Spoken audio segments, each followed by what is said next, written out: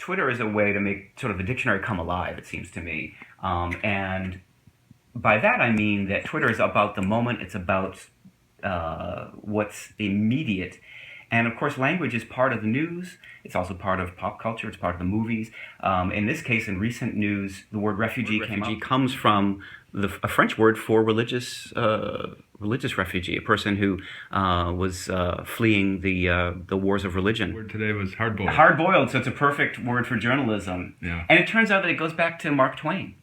And it's one of those terms that we have no evidence from use before Mark Twain, so that it's one of those words that he used and made popular. And then we see a word that trended last evening, calamity. And of course, John Dean was in the Nixon administration, and he used the word calamity, so it made the news. And that's the way these things work.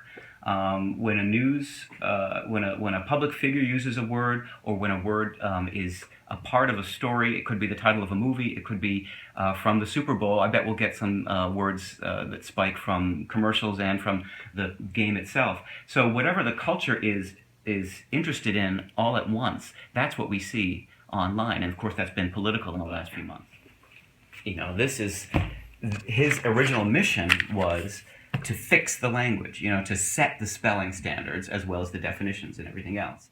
Johnson, just like Webster, started his project by saying, I want to fix the language so that everyone has a point of reference and knows how to spell the words. By the end of his project, he knew that was a fool's errand, and that all you can do is monitor the language's chain. A lexicographer, a writer of dictionaries, a harmless drudge. And so Harmless Drudge has become the sort of badge of honor for all dictionary editors ever since. And that's sort of code for our profession.